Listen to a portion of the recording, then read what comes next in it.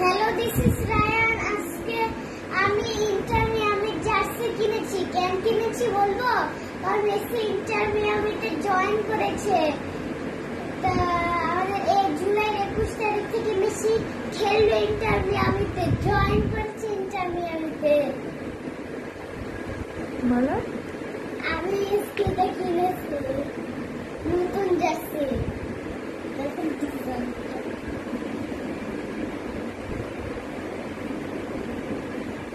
আরেকটা ডিজাইন, এই ডিজাইনটা আর্জেন্টিনার থাকে। তো নামাই হলো আর এই যে একটা ডিজাইন, এটা আমি আজকে নতুন কিনছি। এই জার্সিটা